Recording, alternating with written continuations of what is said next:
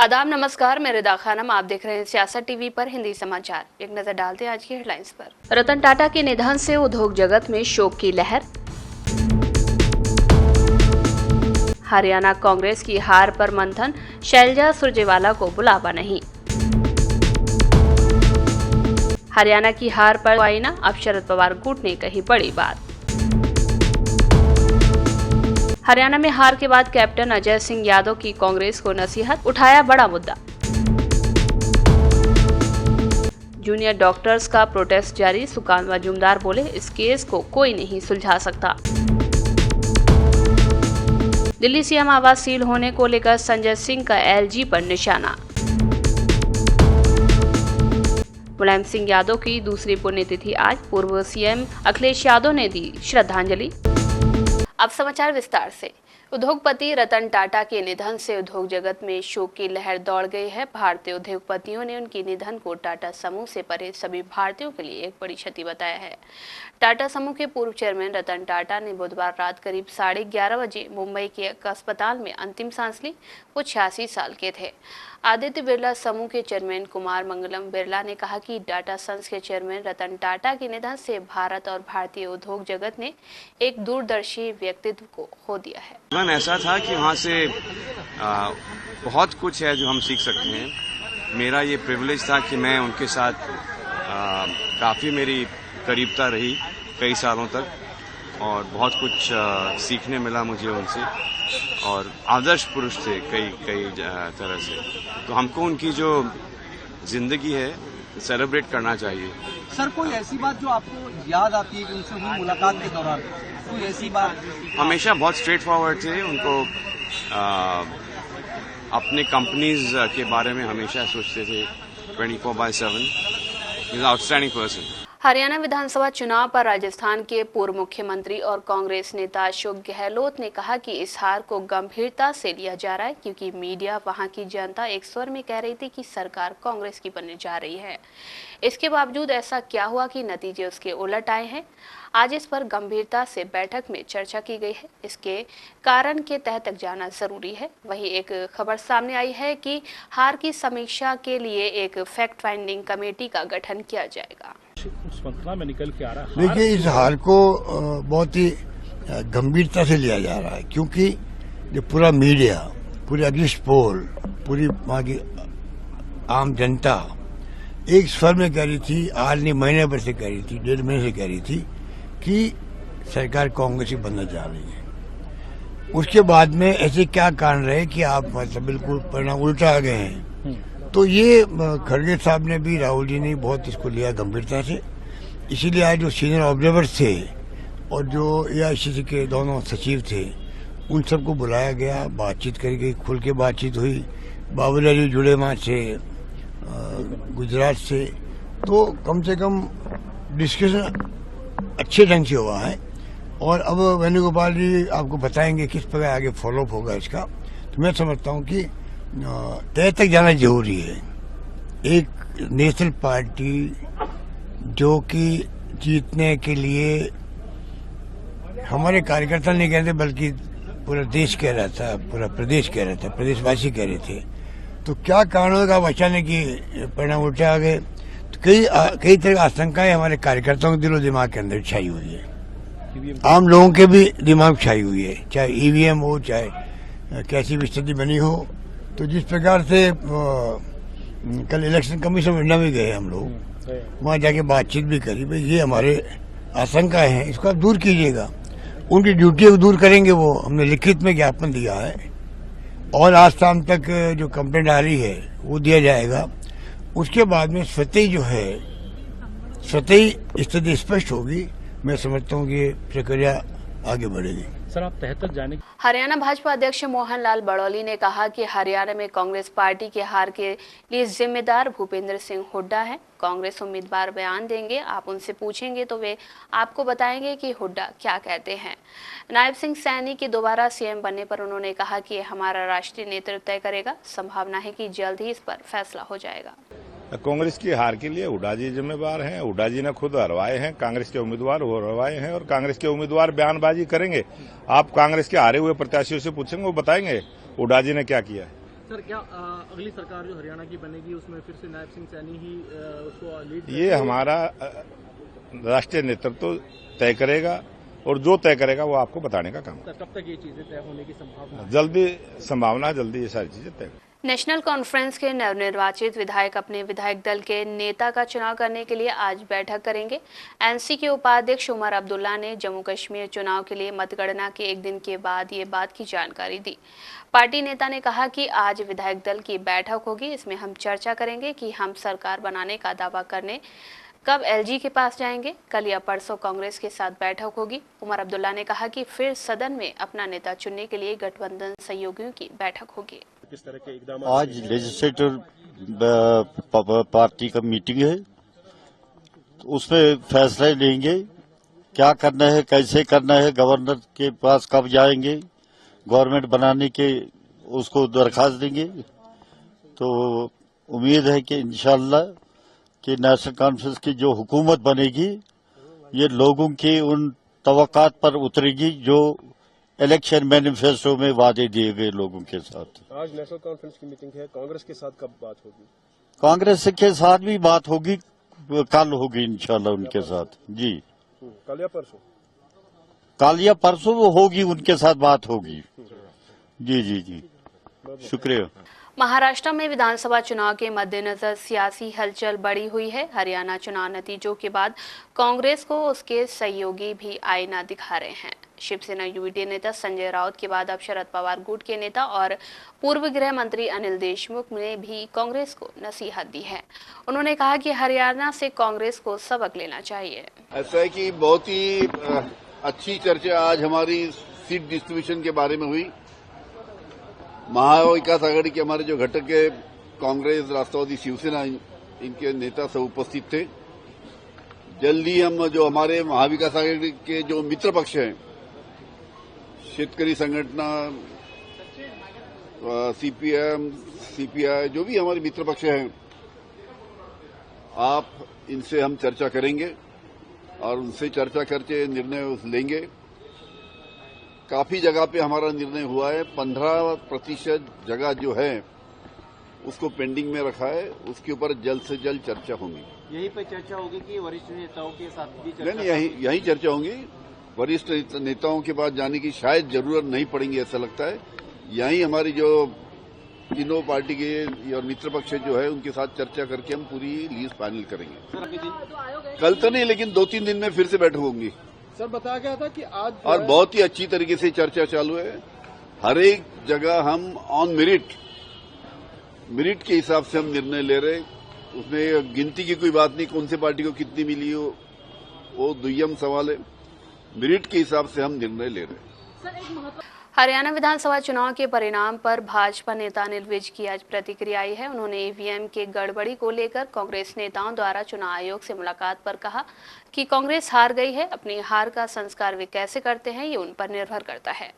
मुख्यमंत्री पद के दावे पर उन्होंने कहा कि मैंने कभी दावा नहीं किया, लेकिन अगर हाईकमान मुझे मुख्यमंत्री बनाने का फैसला करती है तो मैं हरियाणा को देश का नंबर 1 प्रदेश बनाऊंगा।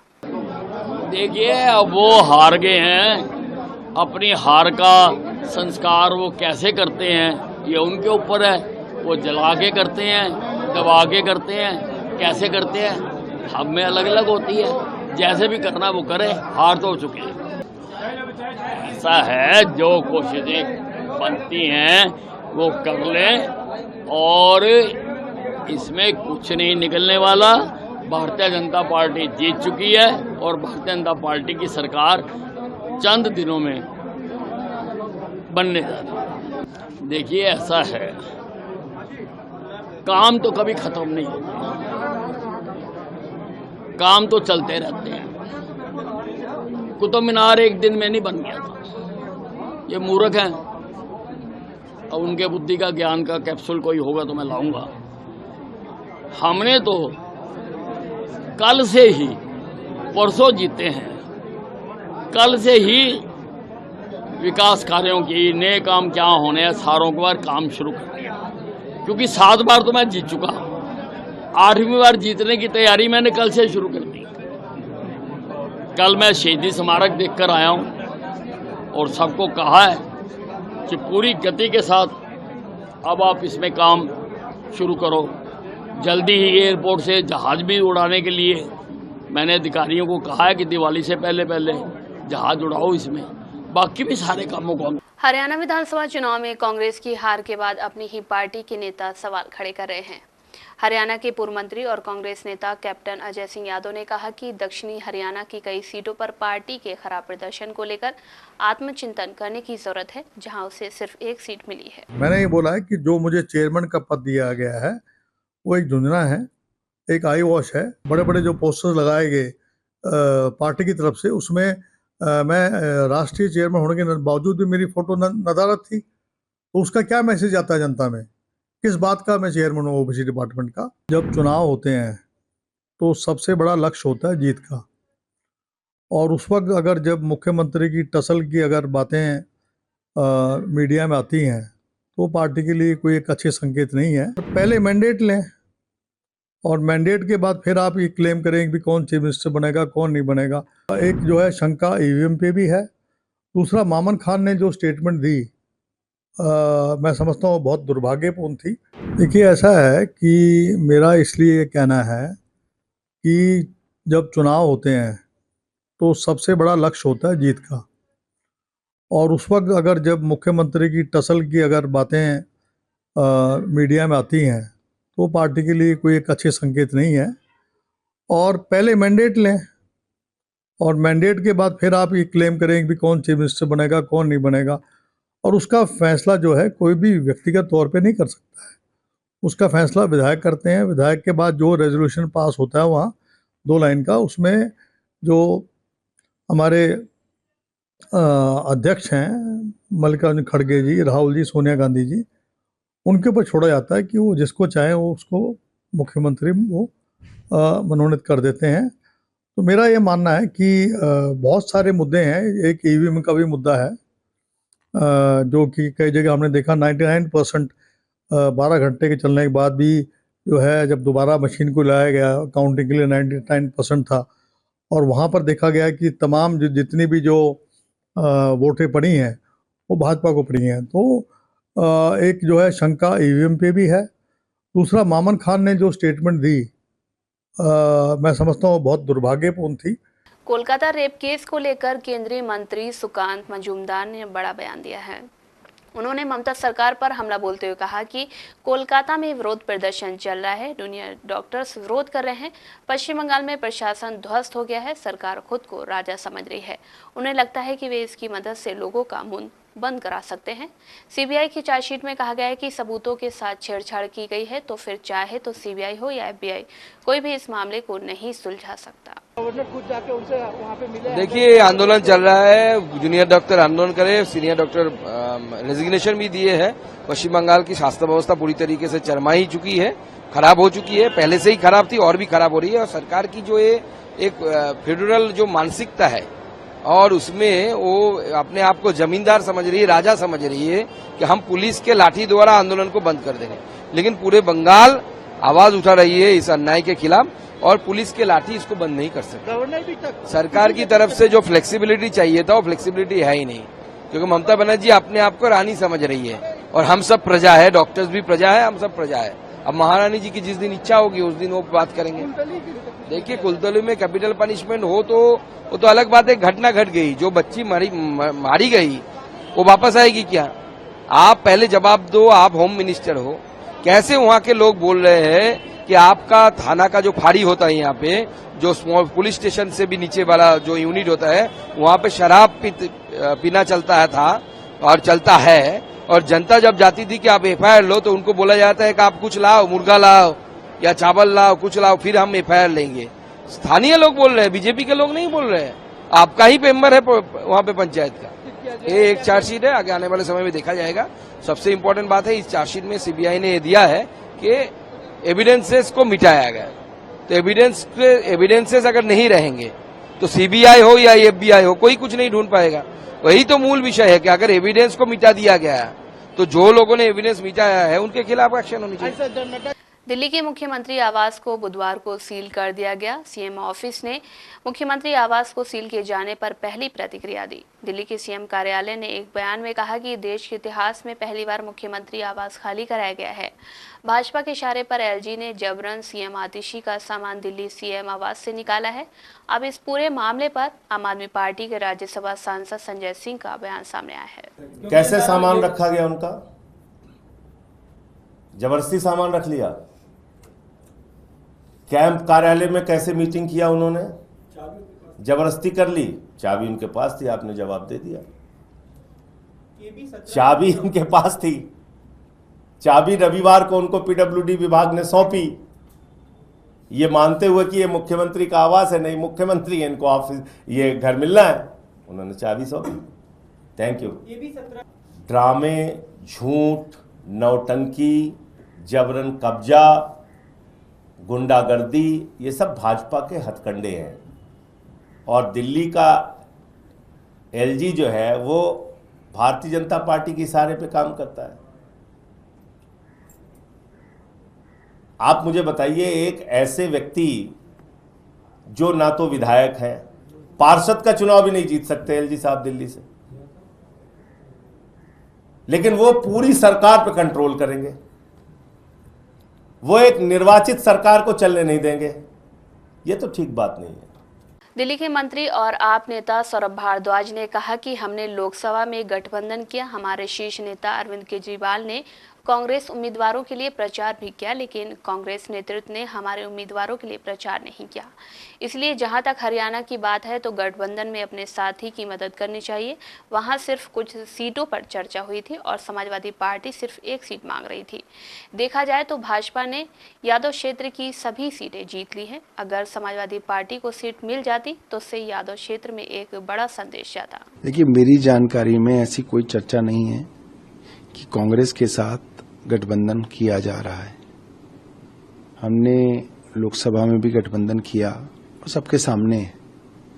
हमारे नेता, हमारे शीर्ष नेता अरविंद केजरीवाल जी तो कांग्रेस के उम्मीदवारों के लिए आप देखिए कैंपेन करने भी गए। एक बार नहीं, दो बार गए, उनके लिए रोड शो किए। मगर बहुत दुख की बात है कि हमारे किसी भी कैंडिडेट के साथ कांग्रेस के शीर्ष नेता नहीं उतरे। हमारे नई दिल्ली के प्रत्याशी कहते रह गए, उनके जितने भी कांग्रेस के नेता थे बोले कि नहीं, अजय माकन जी से कहलवा दो तो हम आपका प्रचार करेंगे। और अजय माकन जी ने नहीं कहा। उनसे कोशिश की बातचीत करने की, मगर वो बातचीत पे नहीं आए। तो गठबंधन के धर्म के अंदर आपको खुले मन से और सच्चे मन से जो है अपने अलायंस पार्टनर की मदद करनी चाहिए। और हरियाणा की जहां तक बात है, कुछ ही सीटों की बातचीत हो रही थी और जहां तक मुझे पता है समाजवादी पार्टी मात्र एक सीट मांग रही थी हरियाणा के अंदर। और आप देखिए, जो अहीरवाल बेल्ट कहलाती है, जहां यादवों की वोट हैं, वहां पे सब में बीजेपी जीती। अगर अखिलेश यादव जी की समाजवादी पार्टी को एक सीट दी जाती तो जितनी भी यादव कम्युनिटी है, अहीर बेल्ट है, उसके अंदर एक बड़ा मैसेज जाता। तो जो बड़ा दिल दिखा के आप गठबंधन को साथ ले सकते हैं, ये बहुत जरूरी है। आम आदमी पार्टी की प्रवक्ता प्रियंका कक्कड़ ने कहा कि कांग्रेस ने हरियाणा में गठबंधन सहयोगियों को हल्के में ले लिया। यही वजह है कि उसे अपने अति आत्मविश्वास के कारण उसे हार का सामना करना पड़ा। हरियाणा में कांग्रेस को मिली हार के एक दिन के बाद कल आम आदमी पार्टी ने कहा कि वो फरवरी में प्रस्तावित दिल्ली विधानसभा चुनाव बिना किसी गठबंधन के अकेले लड़ेगी। कांग्रेस ने भी पार्टी के साथ किसी तरह के समझौते से इनकार किया है। आप नेता प्रियंका कक्कड़ ने कांग्रेस की इस बात के लिए भी आलोचना की है कि उसने अपने अति आत्मविश्वास के कारण हरियाणा में गठबंधन के लिए किए जा रहे आह्वान पर ध्यान नहीं दिया। प्रियंका कक्कड़ ने कहा कि दिल्ली में आप अकेले चुनाव लड़ेगी। हम अति आत्मविश्वासी कांग्रेस और अहंकारी भाजपा से अकेले मुकाबला करने में सक्षम हैं। इसके उलट दिल्ली कांग्रेस के अध्यक्ष देवेंद्र यादव ने कहा कि पार्टी आपके साथ किसी भी तरह के गठबंधन के बिना अपने दम पर विधानसभा चुनाव लड़ने के लिए मजबूत स्थिति में है। उन्होंने कहा कि आबकारी घोटाला मामले में अरविंद केजरीवाल और मनीष सिसोदिया समेत पार्टी के सभी शीर्ष नेताओं को गिरफ्तार होने और जेल जाने के बाद पार्टी की कोई विश्वसनीयता नहीं बची है। आज नेताजी मुलायम सिंह यादव की दूसरी पुण्यतिथि है। अखिलेश यादव कल सैफई अपने आवास पहुंच गए थे। उन्होंने आज मुलायम सिंह यादव की समाधि स्थल पर पुष्पांजलि अर्पित की। इस दौरान मीडिया से बात करते हुए समाजवादी पार्टी प्रमुख व सांसद अखिलेश यादव ने कहा कि जहां हम लोग आज नेताजी को याद कर रहे हैं, तो वहीं दूसरी तरफ दुखद खबर भी मिली है कि रतन टाटा भी हमारे बीच नहीं रहे। एक ऐसे उद्योगपति जिन्होंने देश की अर्थव्यवस्था में बहुत बड़ा योगदान दिया है।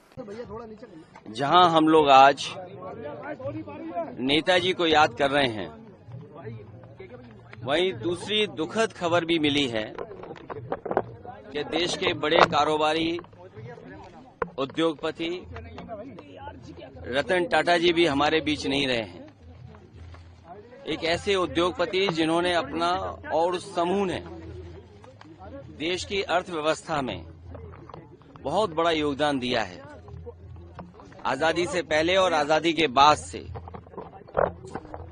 टाटा समूह ने बहुत बड़ा देश की आर्थिक स्थिति को सुधारने में और आर्थिक तरक्की के लिए बड़ा योगदान किया है।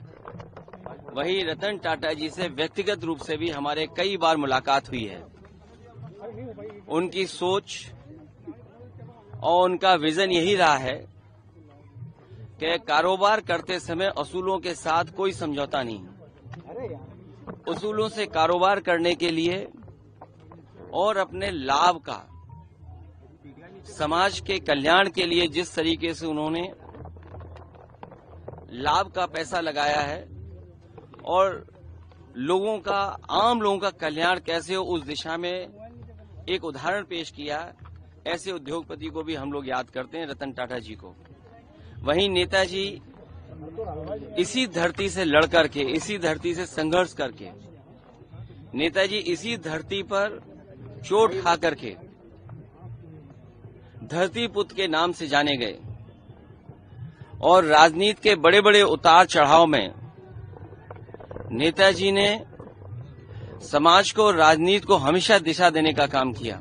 मध्य प्रदेश के भाजपा विधायक प्रदीप पटेल ने नशे के खिलाफ पुलिस की निष्क्रियता और बढ़ रहे अपराधों को लेकर एडिशनल एसपी के सामने दंडवत प्रणाम किया। इस घटना के बाद कांग्रेस पूरे मामले को लेकर मुख्यमंत्री मोहन यादव पर हमला बोल रही है। मऊगंज के भाजपा विधायक प्रदीप पटेल को सोशल मीडिया पर एक वीडियो जमकर वायरल हो रहा है। इसमें वे एडिशनल एसपी अनुराग पांडे के दफ्तर में प्रणाम करते हुए दिखाई दे रहे हैं। इस दौरान वो ये भी कह रहे हैं कि उन्हें गुंडों से मरवा दीजिए। दरअसल मऊगंज के भाजपा विधायक प्रदीप पटेल नशे के खिलाफ लगातार शिकायत कर रहे हैं। उनका कहना है कि मऊगंज जिले में नशे का कारोबार लगातार बढ़ता जा रहा है। इसके अलावा आपराधिक वारदातें भी बढ़ रही हैं, जिसकी शिकायत की जा रही है, लेकिन कार्रवाई नहीं हो रही है। इसी के चलते उन्होंने पुलिस के सामने दंडवत प्रणाम किया। उन्होंने जब प्रणाम किया तो एडिशनल एसपी अपनी कुर्सी से खड़े हो गए। एडिशनल एसपी अनुराग पांडे का कहना है कि ये अप्रत्याशित घटना है। विधायक प्रदीप पटेल ने उनके सामने कोई मांग नहीं रखी है। अचानक से वे आए और फिर वापस चले गए। उन्होंने बताया कि मऊगंज में अपराधियों के खिलाफ लगातार कार्रवाई की जा रही है। इसके अलावा नशे के खिलाफ भी पुलिस कार्रवाई कर रही है। प्रदेश कांग्रेस कमेटी के अध्यक्ष जीतू पटवारी और नेता प्रतिपक्ष उमंग सिंघार ने मध्य प्रदेश के मुख्यमंत्री मोहन यादव से सवाल किया कि उनकी पार्टी के विधायक ही पुलिस कार्रवाई से संतुष्ट नहीं है। नशे के खिलाफ मध्य प्रदेश में कार्रवाई नहीं हो रही है। अब मुख्यमंत्री मोहन यादव को स्पष्ट रूप से जवाब देना चाहिए।